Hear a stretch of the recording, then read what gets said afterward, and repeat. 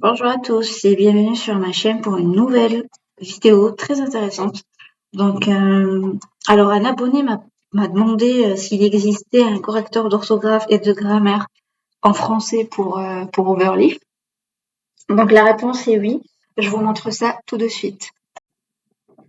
Alors, il existe plusieurs manières d'avoir le correcteur d'orthographe et de grammaire sur Overleaf. Moi, je vais vous présenter donc une extension qui est gratuite. Bon, bien évidemment, vous avez aussi la version payante avec d'autres options que la gratuite, mais pour l'instant, on va se contenter de la version donc gratuite. Alors, donc on va sur Google et on va taper Language Tool. Et là, donc, vous avez le premier lien qui s'affiche, donc correcteur grammatical pour Chrome. Normalement, voilà. Donc là, donc on va atterrir sur la page donc, des extensions. Du coup, on va cliquer sur ajouter à Chrome. Du coup, on veut rajouter cette extension. Donc, ajouter à Chrome. Voilà. Ensuite, là, donc, on atterrit sur l'extension elle-même. Donc, correcteur d'orthographe et de grammaire, Language Tools. On clique sur ajouter à Chrome.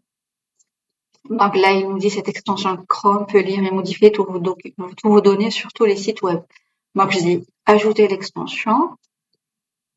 Donc, une fois que j'ai fait ça, on sera dirigé vers cette page. Donc, il faudra bien cliquer sur OK, j'ai compris. D'accord? Si je fais poursuivre, voilà, très bien.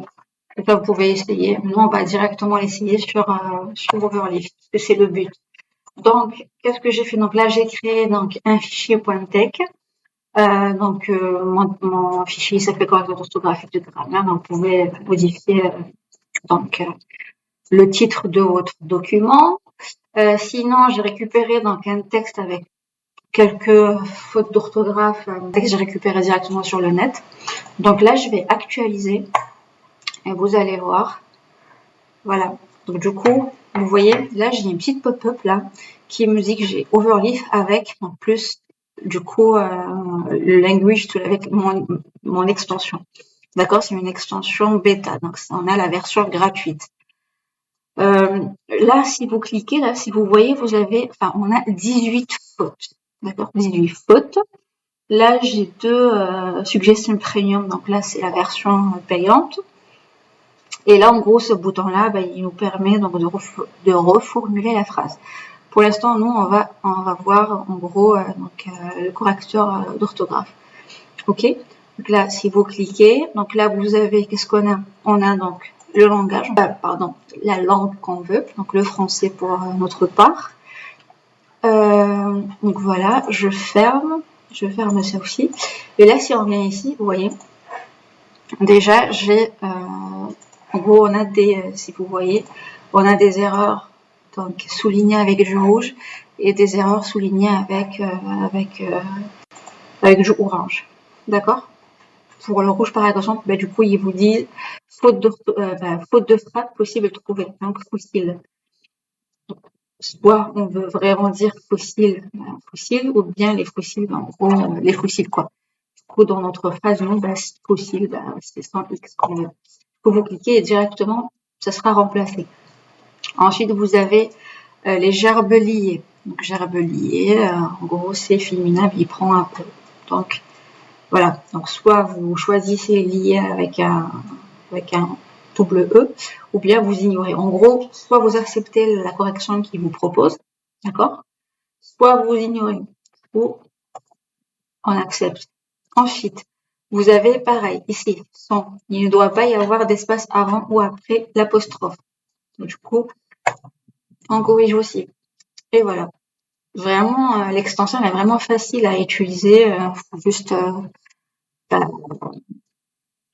relire ce que vous avez écrit et adapter. En gros, voilà, c'est des fautes de temps en temps, c'est des fautes de frappe, de grammaire, etc. Donc des faits. Sauf que là, moi, par exemple, on voulait les muler sur les gerbes des faits, en vrai. Des faits, mais là, il me propose pas ce que je veux. D'accord? Parce qu'en fait, des faits, c'est juste avec un seul F. Du coup, ce que je fais ignorer et du coup, voilà, vous corrigez vous-même. Hein. Voilà, en gros. Donc là, à force de corriger, ben, vous avez le nombre donc d'erreurs là qui s'actualise automatiquement. Donc on a corrigé pour l'instant 3. Là, il nous reste 15. On continue. Ensuite, vous avez donc la suggestion premium. Donc là, il vous dit il y en a 2. Donc là, le message qu'on a, votre texte contient 2 erreurs de rédaction avancée. Vous faites plus d'informations, en gros, il va voilà, commencer à rediriger vers la page, enfin, vers leur site.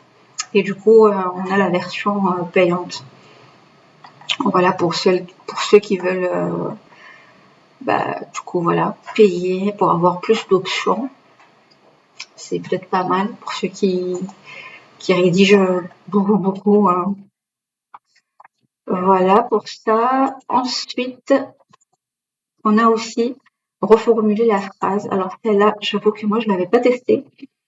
Donc là, en gros, il vous dit de reformuler vos phrases avec l'intelligence artificielle. Si on fait accepter la politique de confidentialité, voilà. Du coup, en fait, il veut me corriger mon title. Du coup, moi, j'avais mis correcteur d'orthographe et de grammaire. Et lui, qu'est-ce qu'il me propose?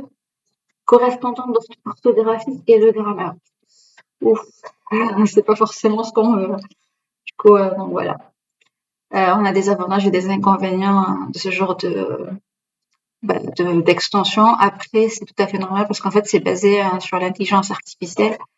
Voilà, l'intelligence artificielle, elle est pas optimale à 1000%, j'ai envie de dire. Hein. Il y a du bon et du mauvais. Voilà, donc c'est la fin pour cette vidéo. Enfin, j'espère que la vidéo vous aura plu, que l'extension au moins, elle vous aura aidé, hein, plus ou moins. Et sinon, je vous donne rendez-vous pour une nouvelle vidéo.